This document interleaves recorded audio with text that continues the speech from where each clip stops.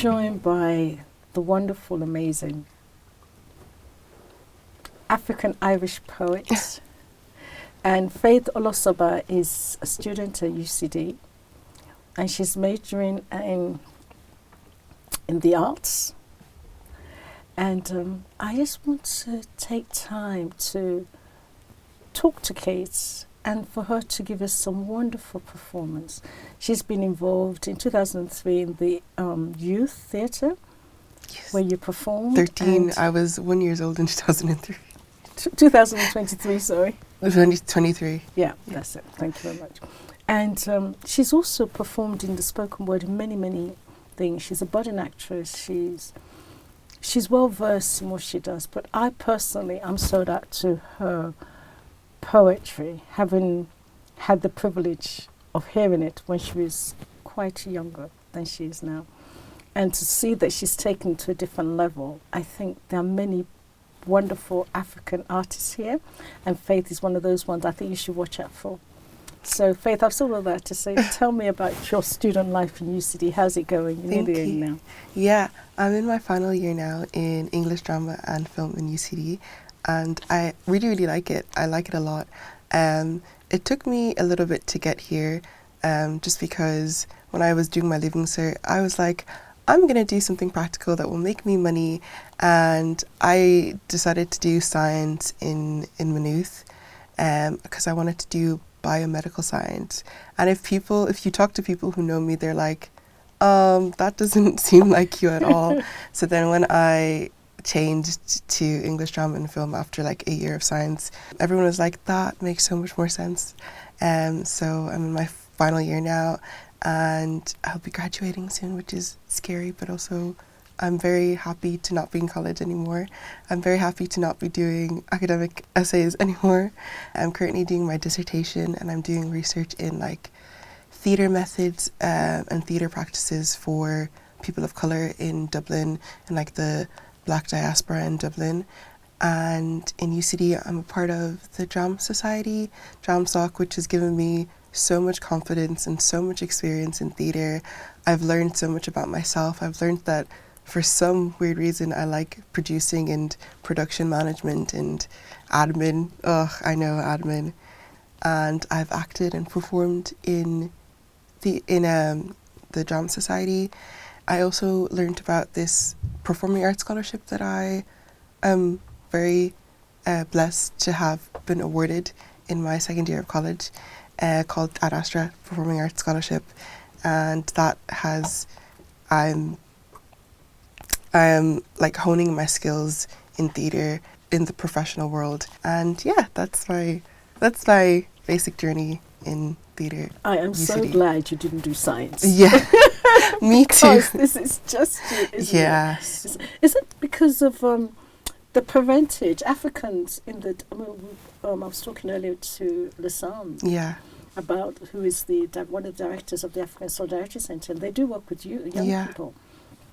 And one of the problems I know that from African countries, especially Nigerian, which your parents are Nigerians, which you are raised up here in Ireland, there's always a conflict is that people should be academically qualified to get money. If you're not a doctor, if you're not a lawyer, if you're not doing business, if you're not doing those practical, like, make money degrees, then, like, you're wasting your time.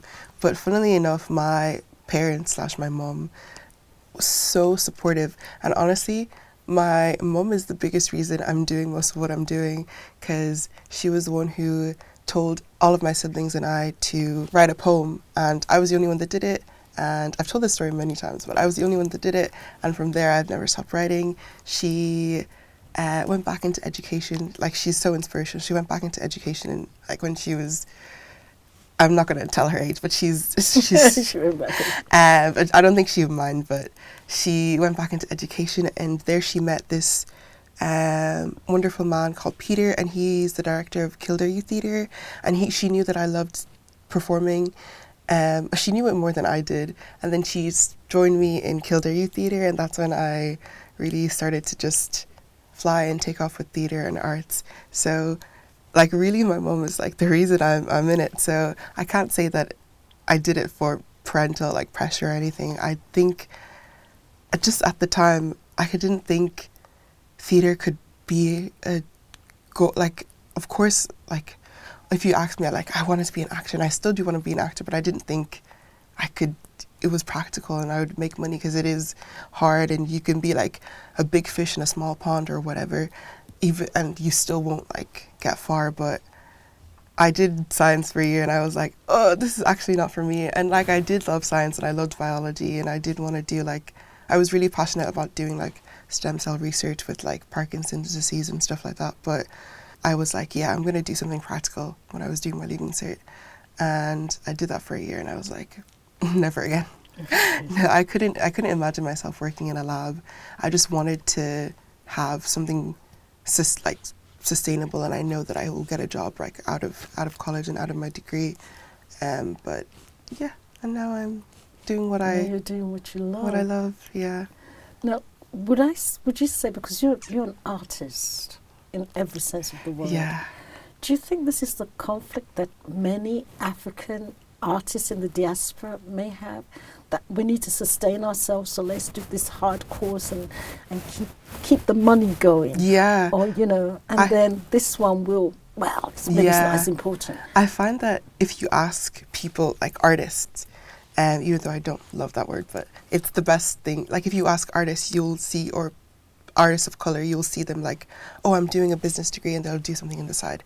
Oh, I'm doing a business degree, but I'm an actor on the side. Oh, I'm doing a degree in medicine, but I'm a writer on the side. And it's always like whatever artsy thing they're doing, it's like it's on the side, and it's like I want to do it, but I'm not gonna put my whole life into it. I'm not gonna put 3 or 4 years of a degree, €3,000 a year plus whatever fee, whatever other like expenses you have to pay. And if you're going to college in Dublin, like that's so expensive to like live there. So that's like they're thinking financially as well. And it's like, yeah, I'm gonna do a degree anyway. I might as well do something that like I can fall back on. I know for like my friends, she did a degree in psychology, and then she went and did a master's in psychology, and she is an incredible artist. Like she is doing so much. She and her friends started a theatre company together, and she was talking about her master's, and she was like, I literally did it for my mom. Like she did it for her mother. She's Nigerian as well. So there's a peer pressure there for Nigeria. there's a little peer pressure. I'm very pressure, grateful. I should say. I'm very grateful that my parents are not like that, but her parents, her mother isn't like, her mother supports her artistic side, but there is also the. So when you compare yourself to, say, an Irish young person, that would have just been a natural, they could just naturally go and do this. Yeah, there is. But for the Africans, and I'm trying to make that point because we are trying to talk about the African Solidarity Centre, that these are the pressure that young people feel, that their parents are, I suppose, not wrongfully, because they don't want their children to suffer. Yeah. So they want you to have something that you could. Yeah, absolutely. Don't even talk about football. My family is saying. Don't even talk about playing football. But they're beginning to. Maybe they're beginning to wake up now that maybe our children are talented. Yeah. Our youth are talented, and we should support them in that course. So we're going to have a couple of your poems, because I fell in love with it. Again, your mom showed me. Yeah, of course. Before I read the poem, can I just say, I think that there is, obviously, jobs are really hard to come by at the moment, but I think there is, you could be, like, there is still the stigma that, like, you could be the most talented person in the world. You could have all the degrees, you could have your master's, your PhD, whatever, but because of your skin color, that might inhibit you.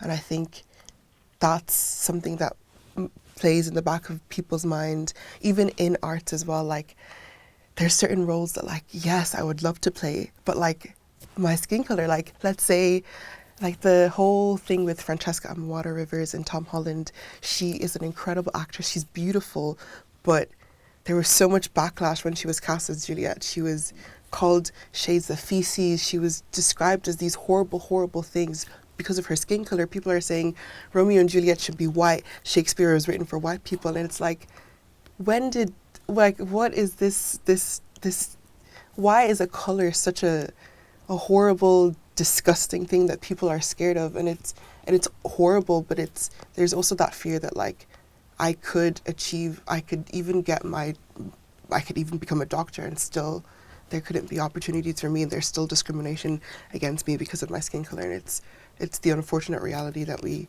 live in. So I think people want to people of color, people like me, young people want to also protect themselves in a world that they know that isn't always made for them, and systems that go against them. And I think that's something that we should also remember as well. Yeah, that's a good point. Thank you for bringing that up. I really appreciate that. Yeah. Now, what is the first poem you have for us? Because we do want people to enjoy your performance. Yes. So the first poem I have is called Outsider from the Inside, and just 3 poems I'm going to read. I wrote them together as like pieces that go together and explore like identity. And obviously I grew up in Ireland, but I'm also Nigerian, and I know people and first generation immigrants can also relate to the distance that they feel from the culture that they were grown up with, but the culture that they are from. And I think these poems exemplify that and show there's like a unity in that, but also how important both identities are, and also how unimportant they are, because at the end of the day, we're all just people, we're all human beings, and it's not always what's on the outside, sometimes it's what's on the inside. So this one is called Outsider from the Inside. I have tampered with the idea that I am a singular understanding of what it means to be Irish. But the words "I'm Irish" claws its way up my throat, stinging, fighting, begging for ear, like the words don't belong to me. I can't say this without employing an excuse or a disclaimer against your claims. I mean, my skin, it seems, is a mask that only camouflages my Irish identity but reveals Nigerian. I'm 2 parts of one road that leads me here. A 22-year-old who knows Ireland to be her only home. The home you think I belong to does not know me, and I'm displaced from it. What makes you and me Irish is a habitual answer with a divergent question. But why, when you look at me, you question me, when my experiences are the same experiences and I have walked the same path? I was born in Nigeria and do not know much about it. In 2017, my family traveled to Nigeria for the first time. It felt like trying to convince a fallen leaf to reattach itself to a tree. I grew up in both cultures, yet I feel foreign in both places. I visited this country that is a fraction of my identity. What I know was learned from what I saw from a distance, a rumour of this place formed from my home in Ireland, inked with a culture diluted from the lips of my parents, filled with the smells, sounds and sights of Nigeria. I danced with the language. I found solace in this place. Nigerian food is the path I take to at least find a glimpse of home. It connects me to my ancestors that paved the way for me to live here, my home. So this is an ode to you, Ireland, where I was bred. So this is an ode to you, Nigeria, where I was found. This is a ballad to me, an exhibition of moments made up of both Nigeria and Ireland, to the labyrinth of my identity. I have experimented with the idea that I am neither Irish nor Nigerian, took your expectations of what Irish and Nigerian means and baked a cake and had it all. I found the recipe was equal parts everything I am and nothing you want me to be. I stand here today to say it is possible to be all parts Irish and all parts Nigerian and not part of anywhere.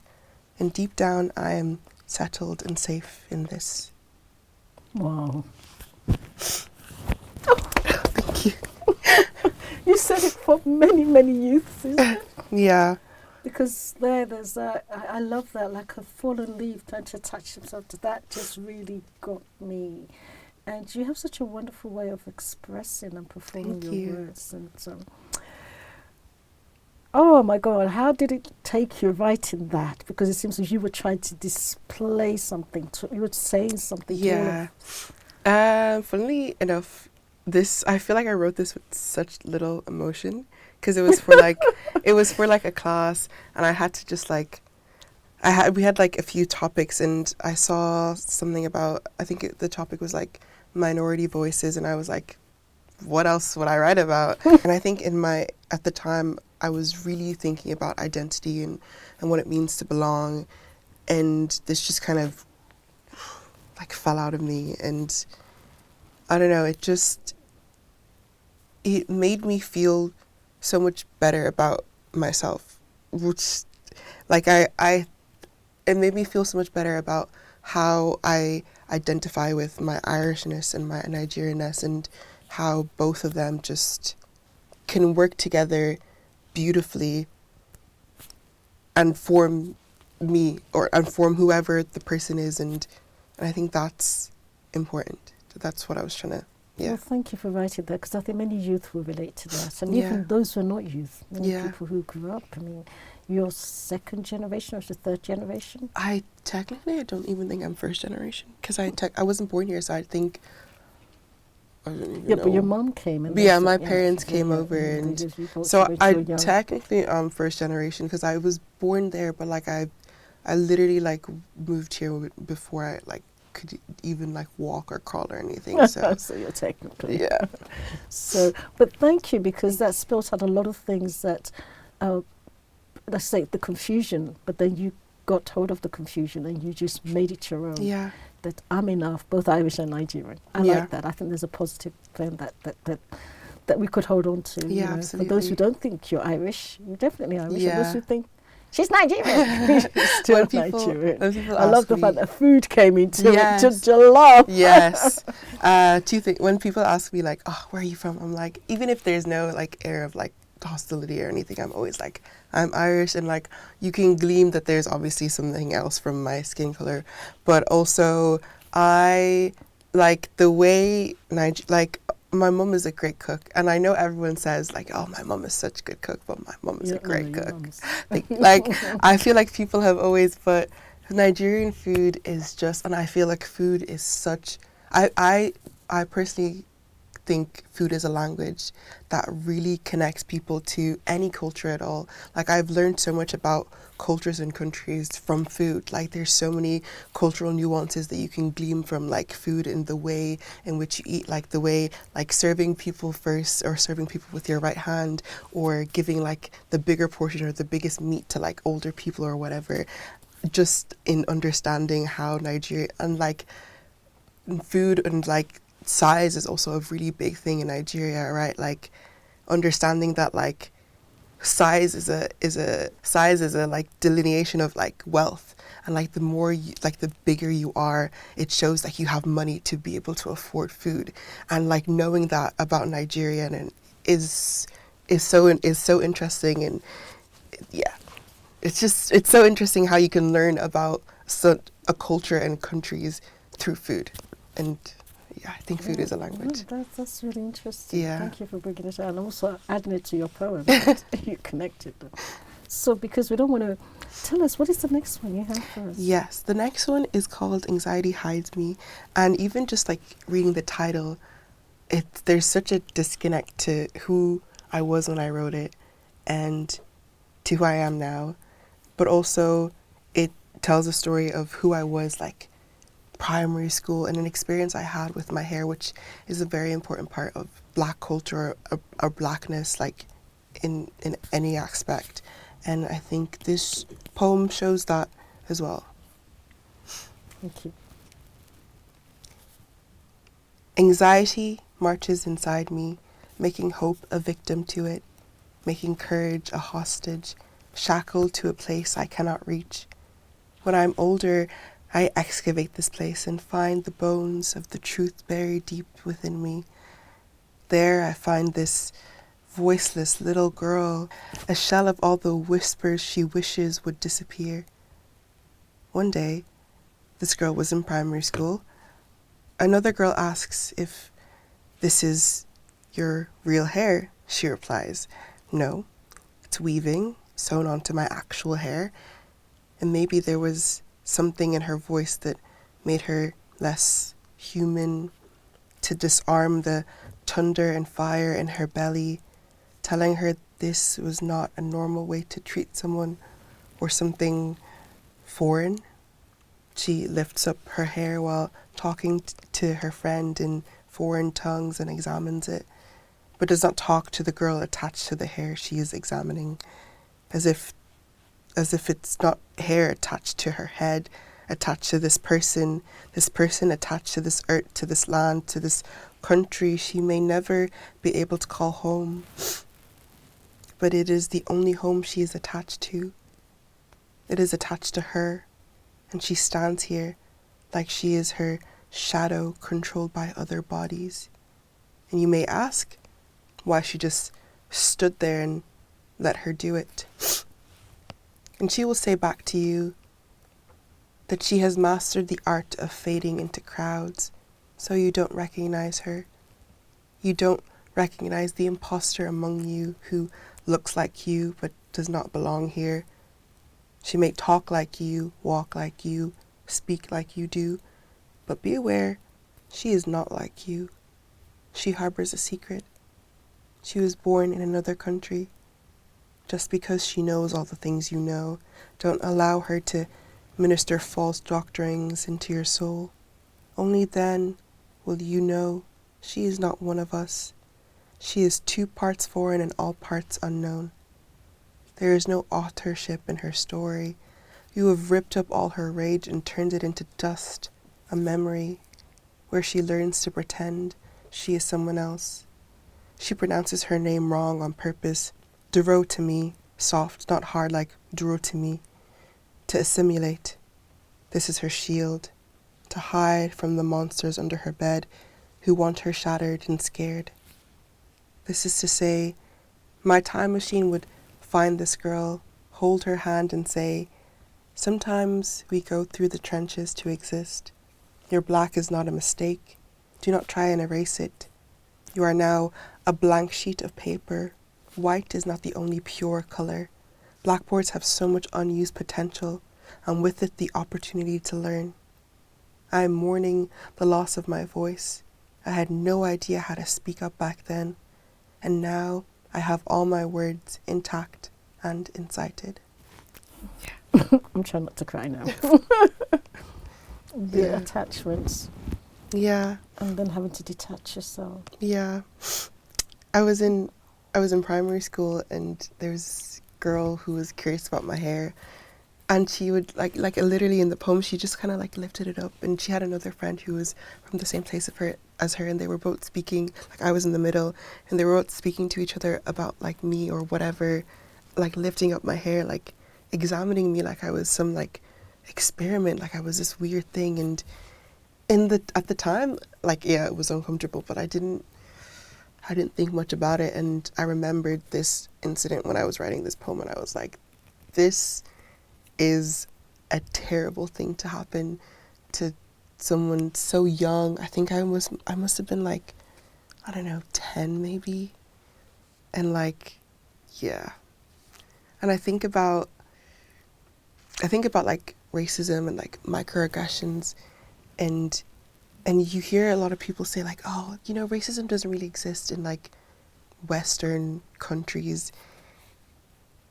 And you hear like incidents like this and you're like, what do you mean? Like, and sure, it's not like blank point like racism, like someone has called you a slur, but it's still degrading, and it's still very tough to go to, and it still affects you. And as a very, very impressionable, very, very shy, very, very fragile girl, it was very tough. And I'm so glad that I am, like I've said, like I'm mourning the loss of my voice, because before I would not have been able to speak up about things happening to me. But I'm very glad I can like write a poem about this in hindsight, and maybe give someone like me a little bit of hope and a little bit of, I don't know, an opportunity to, I don't know, speak up and know that like they're not alone, and weird things like this might happen, but it doesn't make you less of a person, and that you're still beautiful, you're black or whatever makes you different is beautiful. Your hair is beautiful, even if you may not think it. But I know that I did not think my hair was always beautiful when I was younger, but it is, and it was, and I am beautiful. So Yes, you are, Thank absolutely. you. I think you've spoken on behalf of many women, Yeah, even Irish women who may have had, Absolutely. even the travellers Yeah, women. There's absolutely. so many. And you again, your words capture it so well. Yeah. Of course, like, yeah, I'm a black woman, but like, this applies to Yeah, anyone. that's the thing. I think your poetry are pretty, it's so good because anybody can relate to them, Yeah. old, young, or indifferent. But at this point, I don't think men can relate to having attachment of their hair. Although I'm told that men are having hair transplant. Yeah. That's another story you could write about. Listen, we're loving your poem. Do you have Thank another you. one there? I do. This one is called Black Not Irish. And I think I'm just gonna let it speak for itself. It's not I feel like maybe it needs a little rewrite from who I am now, but this is what I wanted to say when I wrote it. And the name tag reads Sarah, Black Irish. I am introduced by how I look rather than who I am. How would you feel if you were introduced by only your physical appearance? Why is black in the same category as Irish? Is Irish a physical presence in the same way being black is? They say you can't be Irish before you are black. You cannot be a country before you are colour, a shade of darkness, a shade of fear, a shadow looming, creeping behind every stare and confused look.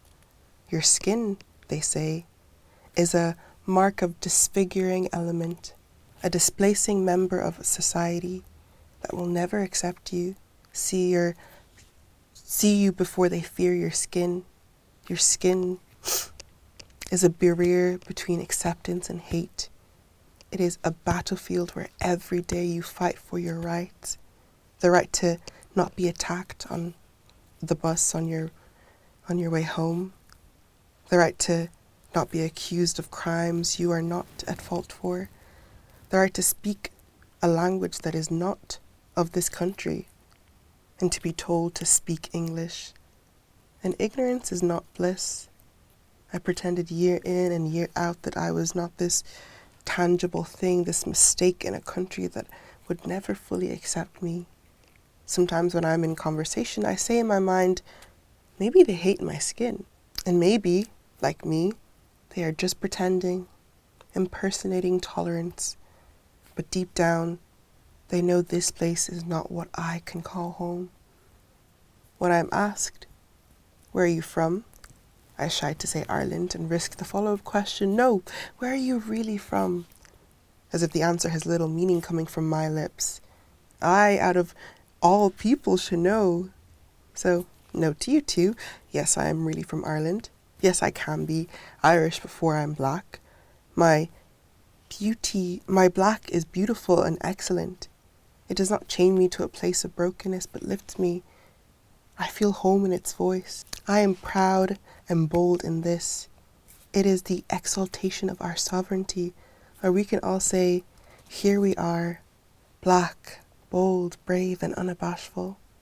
So one day when you ask me where I'm from, I'll proudly say, I'm Irish. Oh, that is so good. Thank you so much. That is really good. Thank you. And that had a note of victory, isn't it? Yes. And Yeah. did you feel that when you were writing at the end, that this last, you know how you pen the last word, and this is where I want to get to? I think I really wanted to, of course the other three were a little, but that's okay, they're a little melancholy, not melancholy, but a little, I don't know. But melancholy is part of life, isn't Yeah, it? And we absolutely. need to express it. And that's what I love about the Irish poets as well, because they express melancholy Yeah. in a way to let you say, yeah, I was there, but I could also get out of there. Yeah, absolutely. Which is really great. And I think that's what this poem is like. Yeah, I was back there and I was this child, but now I know who I am and I'm confident in that. Well, I've always known, but I'm confident in that, and no one can tell me otherwise, and no one's gonna shake that because I'm confident in that. It's really brilliant. Thank you so you. much. Do you have any message for I'll say the African youth, but let me say the African diaspora and how they relate to themselves and how they see their Irishness and the current situation we're all going through. Because we know many wonderful, I mean, I work in this wonderful place, you know, and people have taken time to accept me for who I am. Yeah. I mean, we're still working things out, but given the opportunity to be able to express and interview people, that to me is a real privilege that I've been given. Yeah. And they've enabled that because of their policies, you know, and they also believe in that. Yeah. And do you think there's any message you could give to those in the African diaspora? From Maybe. a wonderful artist and a poet. Maybe that there's space for everyone. That there's space for two things that seem contradictory to exist together. Like there's space for my Irishness and there's also space for my Nigerianness. Like I could, and that's okay. My brother makes fun of me all the time for when I like code switch, like when I'm talking to like someone not Nigerian and versus when I'm talking to someone Nigerian, or when I'm talking to him, like I'll be on the phone to him and I'll be like talking to him, like we'll be chatting it up, and then I'll like, maybe I'm in the shop and I'm like shopping and he'll like hear my voice change and I'm like, and that's okay because it's part of who I am, and there is space for that, and there's space to exist as two things, but just to be proud of both and be proud of where you come from, because I think for a while there was a time where I wasn't proud of my Nigerianness, and I wasn't ashamed of it either, but I wouldn't have openly embraced it as much as I am now. But yeah, just that there's space for two things that are seemingly contradictory to exist. That's very, very, thanks. That's really wise and very inspiring to be able to take away today. Now, I think we may have time for just one more poem. One more. Just to send us off. There's too many to choose from. Do you have a website or an Instagram or somewhere where we could actually get hold of your poems? I have my Instagram. It's my name, Faith_Olasogba. That's FAITH_OLASOGBA. And I do post a little bit on there, but not as frequently or as much as I probably should. And I probably should post or publish more poetry, but yeah, I don't. I would give so many people advice and like, you should do it, just put it out, you put yourself out there, and then when it comes to me, I'm like, actually, let's not do that. But hopefully, God willing, I will bring out your anthology. Yeah, publish my own work. Yeah, but for now, I suppose like Googling my name, I have a poem called I Go By Faith, published in an anthology that I won't read, but I'll read one called Ode to Childhood, and I think this one is just sweet and it touches on Nigeria a little bit, but it's just like childhood. Light teaches flowers how to grow, and gravity keeps it upright and rooted. Life is an image formed on a convex lens. Nature is the best teacher. The nature I grew up in was filled with life lessons and teachable moments. Growing up with African parents who wanted their child to have the best out of life. My head is now filled with traditions and memories I can never discard, because if I did, it would be getting rid of me. Waking up to the smells of what myself and my husband will one day cook for our children, and what I will explain to the unknowing, because no one is all-knowing. I love to imagine myself as a character in a fictitious world, visited on the TV or in books, hiding from the real life for a moment. And when you grow, you realize that you can't pretend anymore. We enlist the help of parents, friends, and counselors to decide our future. If you are lucky, like me, you'll understand that not even your parents can tell you what you love doing, but for a brief moment, you may allow yourself to do so.